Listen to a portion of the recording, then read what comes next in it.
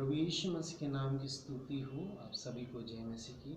आज मैं प्रकाशित वाक्य उसका एक अध्याय से स्टडी दूंगा और मैं लगातार इसको स्टडी दिए जाऊंगा। मैं एक एक वचन को लूंगा, उसको समझा के दूंगा और उसके बाद मैं उसके अर्थों को समझा दूंगा। बाकी भी वचन को मैं लूंगा ताकि प्रकाशित वाक्य लोग बहुत समय पढ़ने के समय डर जाते हैं, वो घबरा जाते हैं कि हमारा क्या होगा। मगर मेरे जो स्टडी है वो आप लेने के बाद मैं विश्वास करता हूँ कि आप आगमन के लिए पूरी तरह से तैयार हो जाएंगे। आपको कोई घबराहट नहीं आएगा और डरने की ज़रूरत नहीं होगा, क्योंकि प्रकाशित वाक्य में आपके लिए बहुत कुछ रखा है जो पता नहीं है और मैं उन सारी चीज़ों को मैं देना चाहता हूँ। प्रकाशित वाक्य शुरू करने से पहले हमें ये जानकारी होना चाहिए कि प्रकाशित वाक्य क्यों लिखा गया, उसका लिखने का कारण क्या है, कब लिखा गया। तो बाइबल के जो रिसर्चर है, जो रिसर्च करते हैं, उन लोगों ने इस बात को पाया कि जो प्रकाशित वाक्य का जो लिखने का समय है वो 81 से लेके 96 ईस्वी में लिखा गया है और इसको लिखने वाला यूहन्ना है। और यूहन्ना उस परिस्थिति में लिखता है जहाँ पे माहौल अनुकूल नहीं है। उस समय रोम के जो सम्राट आया, उन्होंने नया कानून निकाला जो जितने भी रोम सम्राट पहले थे और जो है उस समय सबकी आराधना करना पड़ेगा। ऐसा रोम ने नियम निकाला, उसको मानना पड़ेगा। तो जब यूहन्ना इस बात को सुना तो वो और उनके प्रभु के लोग जो है इस बात को इनकार किया कि हम उनकी आराधना नहीं करेंगे। तब सजा के तौर पे मसीहों को वहाँ पे सजा दिए जाते थे, रोम के ओर से उसको ताड़ना दिया जाता था। उसी के कारण यूहन्ना को पत्तिमोस टापू करके एक जगह में छोड़ दिया गया और वहाँ पे वो परमेश्वर के दर्शन को देख के इन बातों को लिखता है। मैं बाद में इनके विषय में बहुत सारे हैं, मैं समझा के दूंगा। ये जानकारी के लिए मैं आपको बताना चाहता हूँ। तो प्रकाशित वाक्य जो है वो यूहन्ना ने लिखा है, जो प्रभु यीशु मसीह का चेले हैं। तो मैं एक एक पद को लेके फिर मैं समझा के आपको देना चाहता हूँ। पहले एक पद को हम पढ़ेंगे फिर हम समझाएंगे। तो प्रकाशित वाक्य उसका एक पद में एक में लिखा है यीशु मसीह का प्रकाशित वाक्य। तो ये जो प्रकाशित वाक्य है वो यीशु मसीह का है। तो प्रकाशित वाक्य मतलब क्या है मालूम है? आने वाले दिनों का जो प्रकाशन है उसके विषय में लिखा है। कौन सी प्रकाशन? प्रभु यीशु मसीह रहस्यमय तरीके से आना और पवित्र लोगों का उठाए जाना और उसके बाद जो है 1000 साल न्याय होना, 1000 साल का राज्य होना, उसके बाद बादलों पे प्रभु यीशु मसीह आना और अपने पवित्र लोगों को लेके जाना और इस संसार का अंत होना। तो सारे जो बातें हैं वो प्रभु यीशु मसीह के ऊपर ही आधारित है। उसका मोहर खोलना, इन सारे विषय जो प्रकाशित वाक्य में लिखा है। तो एक में लिखा है यीशु मसीह का प्रकाशित वाक्य जो उसे परमेश्वर ने इसीलिए दिया अपने दासों को बताए, जिसका शीघ्र होने वाला है दिखाए। क्या होने वाला है? प्रभु यीशु मसीह का रहस्यमय आगमन, पवित्र लोगों का उठाए जाना, 1000 साल का इस पृथ्वी में राज्य होना और उसके बाद जो है 1000 साल के बाद प्रभु यीशु मसीह बादलों पे आना और इस संसार का अंत। तो कहते कि ये सभी चीजें जो है शीघ्र होने वाला है और अपने दासों को, ध्यान दीजिएगा, अपने दासों को मतलब ये कलीसिया के दासों को बताया गया है। हर एक कलीसिया के जो पासवान हैं, पास्टर लोगों को ये बताया गया है। आगे पढ़ता हूँ। उन्होंने अपने स्वर्गदूतों को भेज के उसके द्वारा अपने दास यूहन्ना को बताया। उसने लिखा, उसने परमेश्वर ने अपने स्वर्गदूतों को भेज के स्वर्गदूतों के द्वारा यूहन्ना को, अपने दासों को यूहन्ना को बताया। अपने दास मतलब यीशु मसीह का दास यूहन्ना को इसको बताया गया है। क्या बताया गया है? ये प्रकाशित वाक्य का दर्शन। 2 में लिखता है जिसने परमेश्वर के वचन और यीशु मसीह की गवाही अर्थात जो कुछ उसने देखा था उसकी गवाही दी।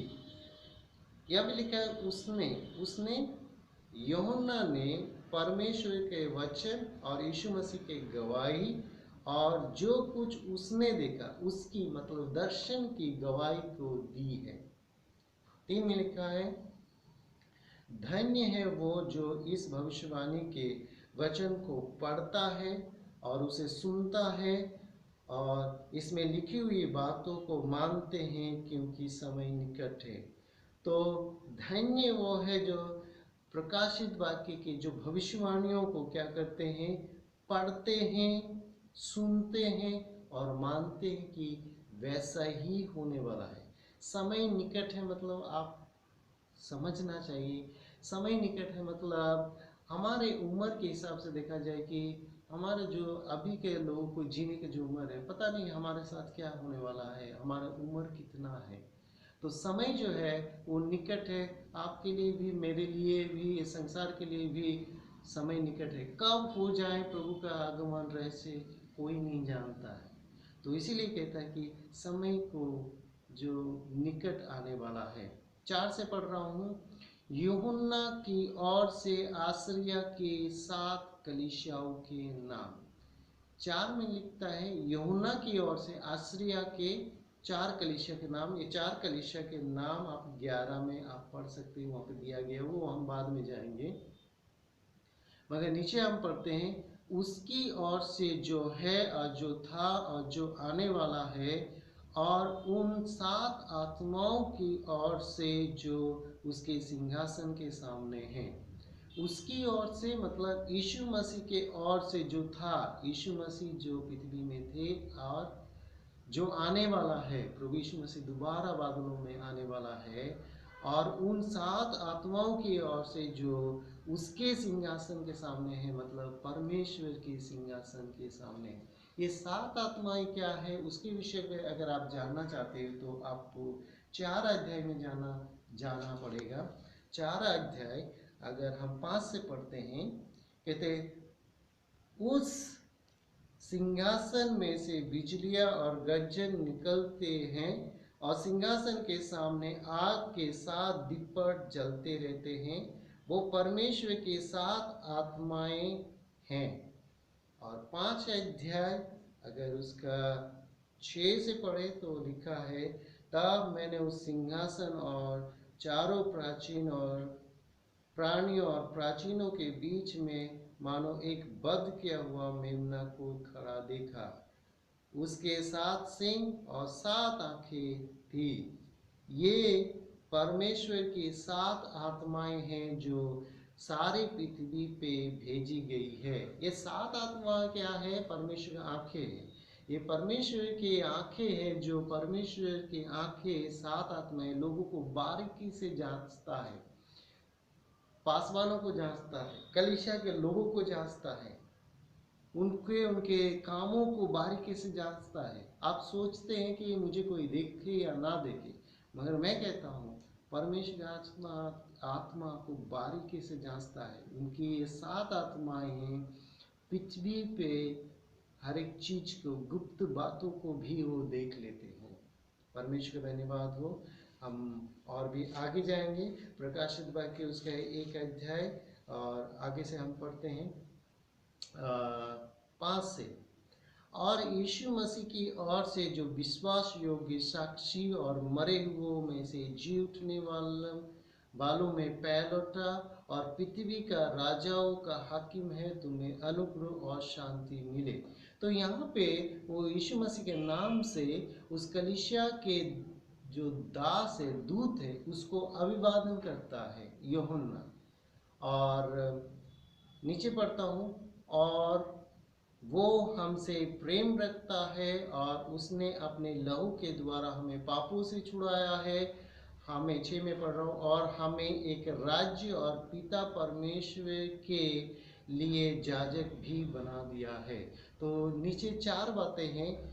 यीशु मसीह प्रेम करता है, वो पापों से छुड़ाया है, और हमें राज्य दिया है, और याजक भी बना दिया है। तो यूहन्ना अभिवादन करने के बाद वो ये बताना चाहते कलीसिया के लोगों को कि देखो वो क्या किया है, वो हमसे प्रेम करता है, वो अपने पाप को हमें पापों से छुड़ाया है और वो हमें राज्य दिया है, स्वर्ग राज्य दिया है और याजक बना दिया है।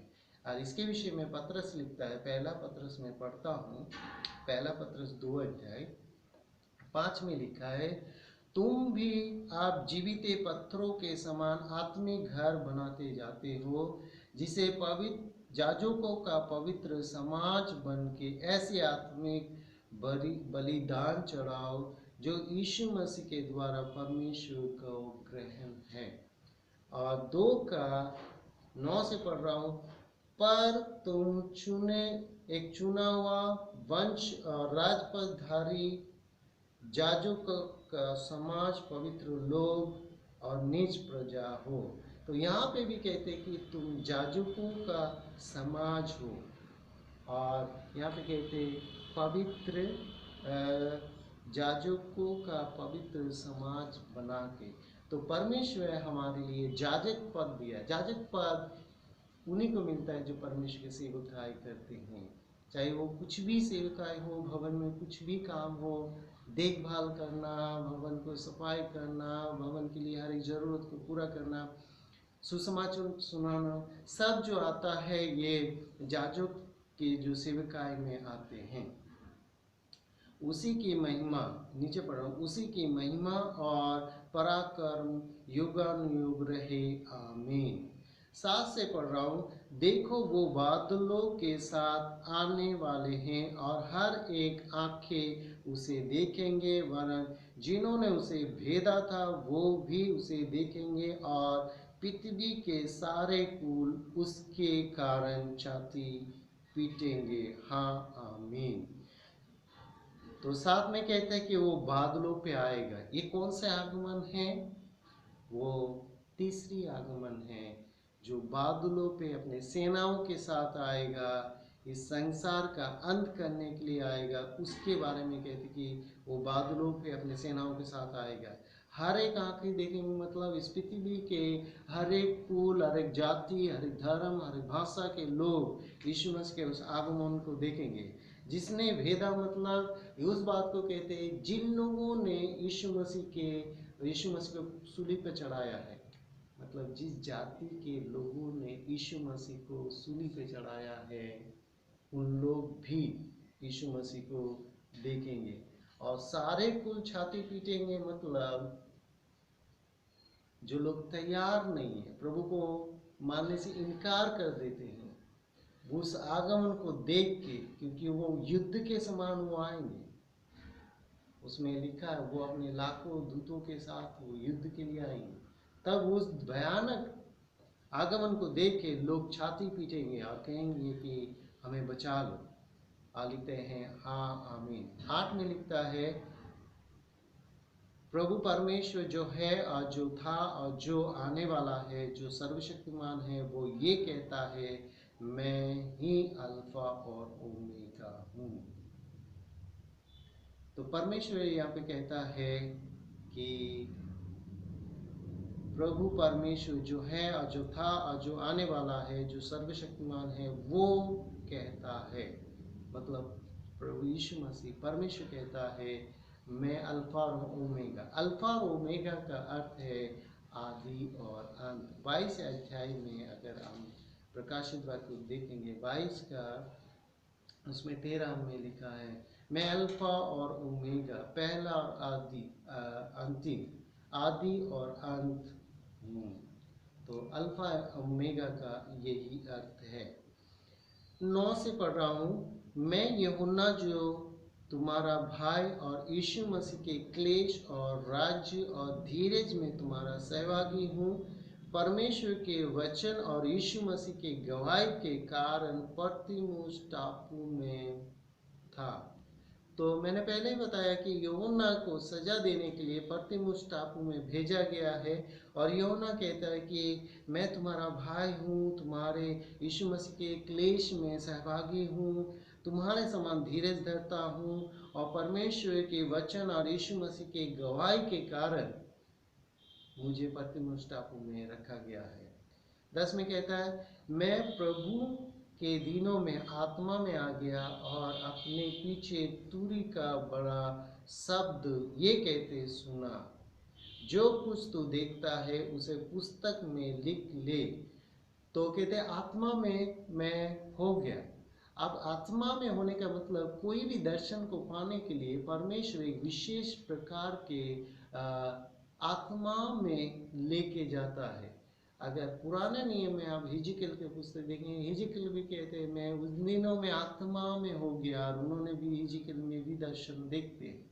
तो यूहन्ना के साथ भी सेम होता है, जो हिजकियल के साथ हुआ, वो आत्मा में हो गया और वो दर्शन को देख रहे, और बड़े से एक तुरी का ध्वनि उनको शब्द सुनाई देता है, और उसको कहता है कि पुस्तक में लिख ले, सातों कलीसियाओं के पास भेज। 11 से 15, जो कुछ तू देखता उसे पुस्तक में लिख के सातों कलीसियाओं को भेज दे, अर्थात इफिसुस और सुपर्निया और परगमुन और थुआतीरा और सरदीस और फिलदेल्फिया और लदुकिया को भेज दे। तो कहते कि 7 कलीसिया को उस दर्शन के बातों को तू लिखित रूप में भेज दे, क्योंकि ये जरूर होने वाला है। तो हम देखते हैं प्रकाशित वाक्य में कि बहुत सारी जो घटना है, और वो परमेश्वर अपने आने वाले दिनों में जो घटना है वो कलीसिया को बताना चाहते हैं, ताकि कलीसिया के लोग स्थिर हो, प्रभु का आगमन के लिए तैयार हो, और वो जो कुछ भी उसको परमेश्वर के लिए करना है उसमें स्थिर है। यहाँ पे कहते हैं कि स्थिर, धीरज में और सहभागी और वचन और यीशु मसीह के व्यवहार के कारण वो स्थिर है। परमेश्वर का धन्यवाद हो, परमेश्वर आशीष करे। और भी मैं नेक्स्ट जब बाइबल स्टडी दूंगा, आप जरूर लीजिएगा। प्रभु आपका आशीष करे। जय मसीह।